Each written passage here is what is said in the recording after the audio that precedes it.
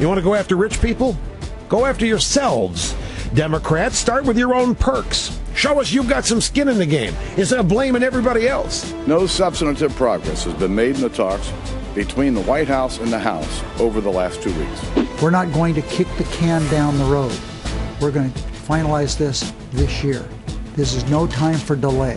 How gutless is it to blame the taxpayers? Compromising is necessary in the democratic process.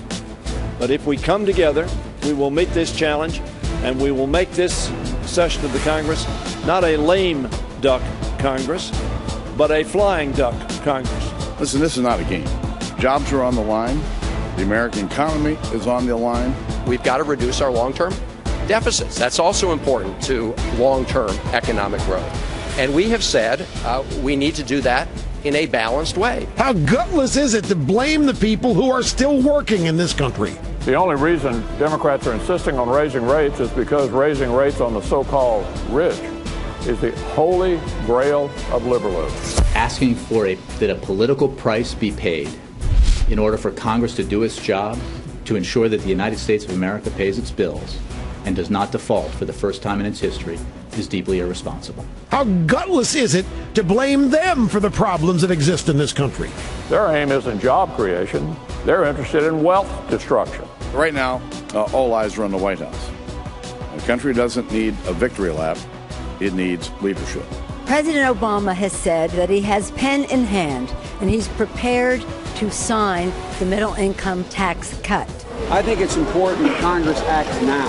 I mean, right now. And to say they're still not paying their fair share. The people working have to pay even more in order to cover the incompetent errors committed by the spenders over all these years. And former Speaker of the House Newt Gingrich joins us. He is the author of the book Victory at Yorktown. Nice to see you, Mr. Speaker. Good to be with you. All right, tell me, why are you telling House Republicans to, quote, get a grip? Well, I think this whole fiscal cliff language is designed to maximize a sense of fear. That's nonsense. The very same people, the Congress and the President, who invented the fiscal cliff, this is all an invention, could break it down into 12 foothills. There are 15 foothills or 20 foothills. They could tackle one problem at a time. I agree with what I understand Senator Jeff Sessions has said, and I think he'll be in your show later. This ought to be out in the open.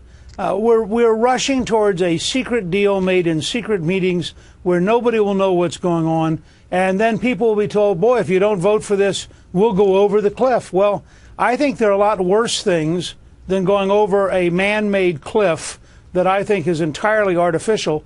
And I think that the reality is the President of the United States has not come forward with any serious spending cuts. What the Democrats are proposing is to take the tax increase now, and then sometime next year, eventually, possibly, we might have some kind of entitlement reform. That's a really bad deal for the American people. Well, I don't know if it's also a deal that anyone expects would realistically be kept. I mean, any deal that's made today in Washington is amended next week and the week after, or not kept. So, I mean, it's like, you know, right. You make your deal right now, and you hope that it even can last through the year. Am I right? Right. Well, the only way you guarantee deals is you actually pass them into law. Then it's a lot harder to change them. And my only point is, you know, if we had a game and every time the term fiscal cliff came up, people had to donate $1 to something, you'd be amazed in the course of a week or two how often this has been repeated like a mantra. I compared it to a great essay by Tom Wolfe called Mau-Mauing the Flat Catchers, in which people chanted and made noise in order to get their way. I think we ought to recognize this entire fiscal cliff is an artificial invention of Washington, created by people in the Congress and the presidency, and it can be broken down by them into a series of steps that can be taken without having to be rushed into one gigantic, last-minute, little understood, with no hearings, one vote up or down. I think it's a terrible way to govern the United States.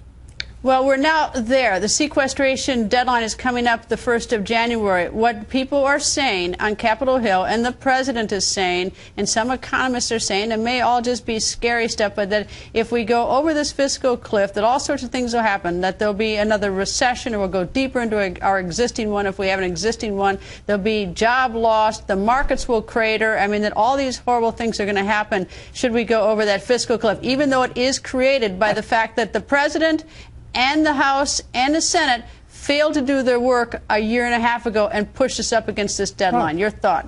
Right. My thought is, first of all, they could pass a provision to just extend it 90 days. They could break it down into a series of projects. The Democrats don't seem to want to deal with the really big entitlements, Medicare, Medicaid. There are 80 different entitlement programs that are income adjusted, 80 different programs that could be block granted, sent back to the states, and you could save money. There's a proposal to allow the federal government to actually develop its own oil and gas reserves that are available on federal land that would yield over $1 trillion in the next 2 decades. That's